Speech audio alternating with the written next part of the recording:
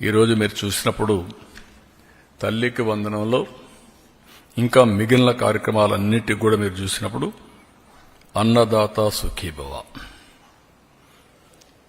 ఏడాదికి మొత్తం 14,000 రూపాయలు ఇస్తా అన్నాం. 6,000 రూపాయలు గవర్నమెంట్ ఆఫ్ ఇండియా ఇస్తుంది. వాళ్ళు ఇచ్చింది 7,500.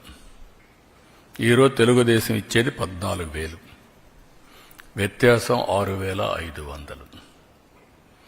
తల్లికి వందనం నేను చెప్పాను. అన్నదాత సుఖీభవ ఇచ్చింది మీకు చెప్పాను. దీపం 3 సిలిండర్లు వాళ్ళు ఏమీ ఇవ్వలేదు. ఇంకొక పక్కన మీరు చూస్తే మత్స్యకారుల భరోసా మేమిచ్చింది మత్స్యకారుల సేవలు మొత్తం 1,29,178 మందికి ఇచ్చాం. 259 కోట్లు. వాళ్ళు ఇచ్చింది 1,09,231 109 కోట్లు. వ్యత్యాసం 150 కోట్లు అదనం. 19,947 మంది అదనంగా ఇస్తున్నాం. ఇది కాకుండా ఈరోజు ఎన్టీఆర్ భరోసా ఇది చూస్తే వాళ్ళు ఇచ్చింది మొత్తం 21,630 కోట్లు సంవత్సరానికి. మేము ఇప్పటికి ఇచ్చింది 34,000 కోట్లు ఒక్క సంవత్సరంలో. వ్యత్యాసం 12,370 కోట్లు. అంటే బటన్ నొక్కుతున్నా సమీక్షం ఇవ్వడని మాట్లాడే పెద్దలకి ఇవన్నీ అర్థం కావాలి. ఆ రోజు చేసిన పని రాష్ట్ర ఆర్థిక పరిస్థితిని చిన్నాభిన్నం చేశారు, విధ్వంసం చేశారు. అభివృద్ధి అనేది ఎక్కడ కనపడే పరిస్థితి లేదు. కడాన ఏ పరిస్థితికి వచ్చామంటే విశ్వసనీయత పోయిన తర్వాత ప్రొహిబిషన్ గురించి మాట్లాడిన పెద్దలు ఎక్సైజ్ తాకట్టు పెట్టి మద్యం ఆదాయాన్ని తాకట్టు పెట్టి 25 ఏళ్లకు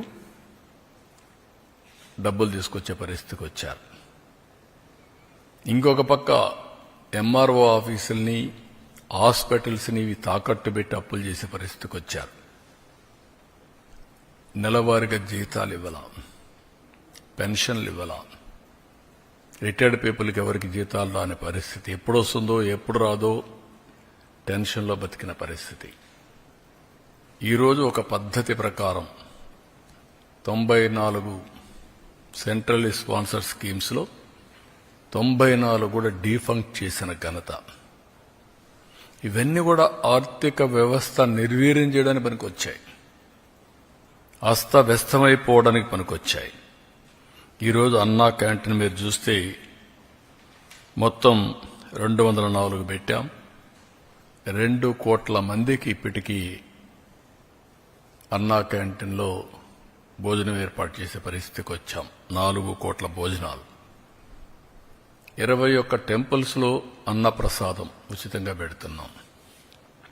ఇవన్నీ కూడా ఒక సుపరిపాలనతో సాధ్యం. ఆ సుపరిపాలనలో కూడా మొదటి అడుగు. అదే మరిగా మేము దీంట్లో మీరు చూసినప్పుడు చాలా స్పష్టంగా నేను అనేకసార్లు చెప్పాను.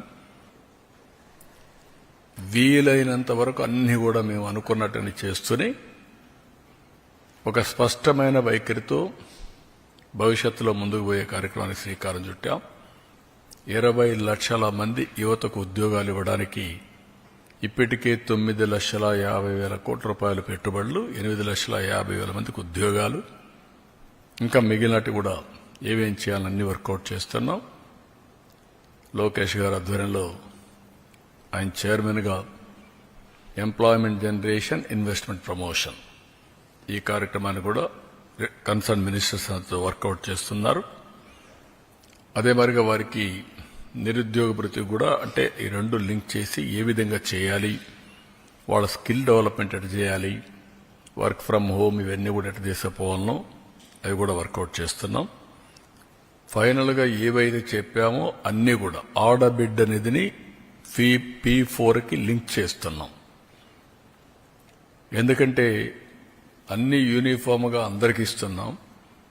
ఇంకా పేదరికం ఉంది, పేదరికంలో నిరుపేదలున్నారు. అలాంటి కుటుంబాలని ఆర్థికంగా పైకి తేవడం కోసం వినూత్నమైన కార్యక్రమాన్ని P4 తీసుకొచ్చాం. ఫస్ట్ ఫేజ్ జీరో పావర్టీ, ఆ తర్వాత ఆర్థిక అసమానతలు తగ్గించి మెరుగైన జీవన ప్రమాణాలు. అందులో భాగంగా ఆడబిడ్డ అనేది P4కి అనుసంధానం చేసి దాన్ని కూడా ముందుకు తీసుకెళ్తాం. వాళ్ళు పెట్టే డబ్బులే కాకుండా మనం ఇచ్చే సంక్షేమ కార్యక్రమాలే కాకుండా అదనంగా ఇది కూడా కొంత డబ్బులు ఇచ్చి దాన్ని అవసరం మేరకు వాళ్ళు కూడా పైకి తీసుకొచ్చే కార్యక్రమాన్ని చేస్తాం.